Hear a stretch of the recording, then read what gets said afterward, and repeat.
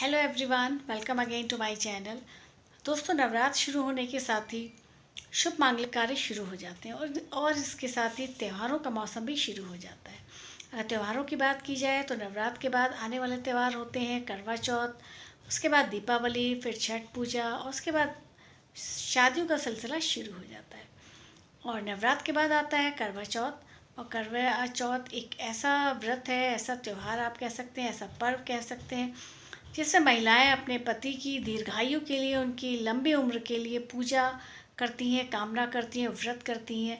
और इस जो व्रत में महिलाएं पूरा साजो श्रृंगार करती हैं, यानी कि 16 श्रृंगार करती हैं। और 16 श्रृंगार, जैसे कि आप सब फ्रेंड्स जानते हैं, कि सिर से लेकर पाँव तक श्रृंगार किया जाता है।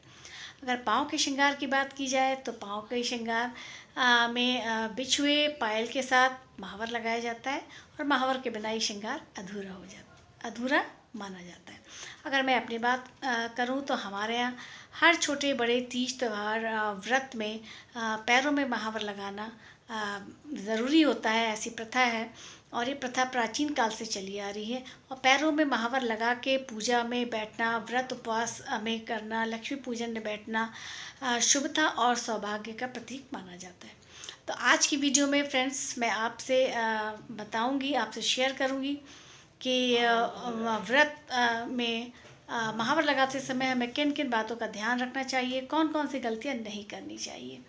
और मैं आपको अपने पैरों में महावर लगा के आज दिखाऊंगी। सो फ्रेंड्स, आप भी तैयार हो जाइए हमारे साथ अपने पैरों को एक पारंपरिक लुक देने के लिए। महावर लगाने से पहले अपने पैरों को पानी से अच्छे से साफ़ कर लें। सूखे कपड़े से या तौलिया से अपने पैरों का पानी सुखा लें। गीले पैरों पर महावर लगाने से महावर फैलने का डर बना रहता है। इसके बाद आप अपने पैरों पर अच्छे से हल्दी लगा लें, क्योंकि हल्दी शुभता का प्रतीक होता है। अगर आप पूजा पाठ में बैठ रहे हैं तो महावर लगा रहे हैं तो आप हल्दी ज़रूर लगाएं, और नहीं तो आप बिना हल्दी के भी लगा सकते हैं।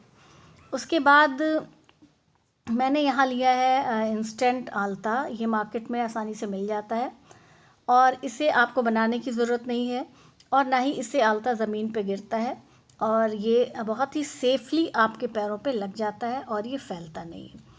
तो या तो फ्रेंड्स आप एक तीली ले लीजिए, तीली पे रुई लपेट कर आप इस तरह स्टिक बना लीजिए, इससे भी आप लगा सकते हैं।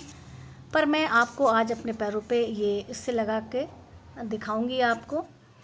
और सबसे पहले जो आलता लगाने का जो नियम है, वो पहला नियम ये है फ्रेंड्स, कि आप हमेशा अंगूठे से लेकर एड़ी तक लगाएं। उसके बाद कनिष्ठा उंगली यानी छोटी उंगली से लेकर आप एड़ी तक ले जाएं, और उसके बाद आप अपनी एड़ियों को ज़रूर भरें। और ये सुहागिन महिलाओं के लिए आलता लगाते समय एड़ियों का भरना बहुत ज़्यादा ज़रूरी होता है। दोस्तों, कन्या पूजन के समय भी कन्याओं को आलता लगाया जाता है, पर उनकी एड़ियाँ नहीं भरी जाती हैं।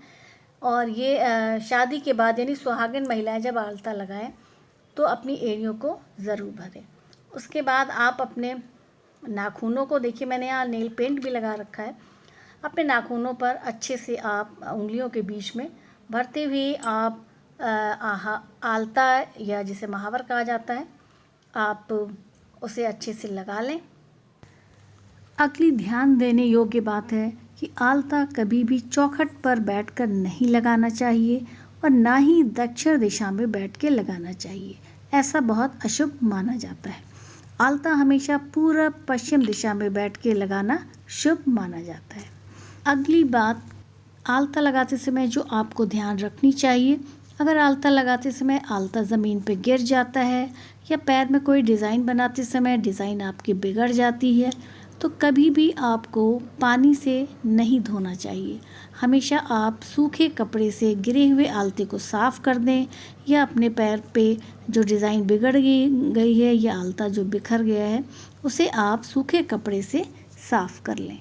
कभी भी गीले कपड़े से आलता को ना धोएं, ना ही साफ़ करें। और ये कुछ नियम थे जिन्हें हमें आलता लगाते समय ध्यान रखना चाहिए। और आइए आप जान लेते हैं कि आलता लगाने के बाद हमें क्या नहीं करना चाहिए, यानी आलता लगाने के बाद हमें किस बात का ध्यान रखना चाहिए।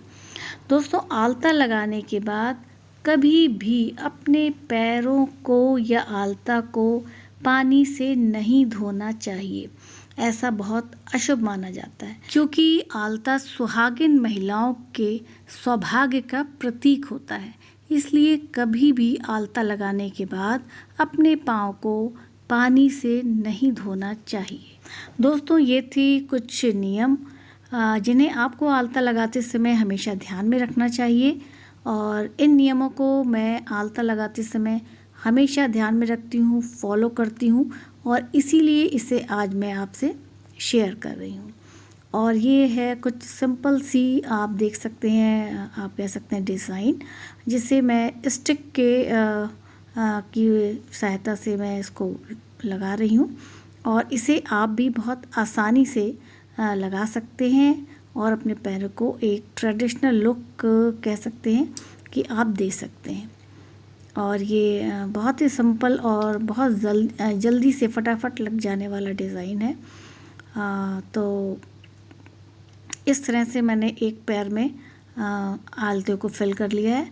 और एक बात का आपको और ध्यान रखना चाहिए कि आलता हमेशा बाएं पैर से लगाना आपको शुरू करना चाहिए। तो ये देखिए दोस्तों, ये एक पाँव में मैंने आलता लगा लिया है, और इसी तरह मैं दूसरे पाँव में भी मैंने आलते को, उसी डिज़ाइन को, सेम डिज़ाइन को मैंने दूसरे पाँव में भी लगा लिया है। और ये देखने में बहुत ही सुंदर डिज़ाइन लग रहा है, और इससे जो है पैरों में एक पारंपरिक आप कह सकते हैं एक लुक दिखाई दे रहा है। दोस्तों, उम्मीद है ये वीडियो आपके लिए हेल्पफुल रहा होगा। वीडियो पसंद आने पे इसे लाइक करें, ज़्यादा से ज़्यादा लोगों तक इसे शेयर करें। चैनल पे नए हैं तो चैनल को सब्सक्राइब करें।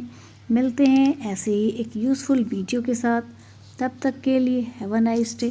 Thank you.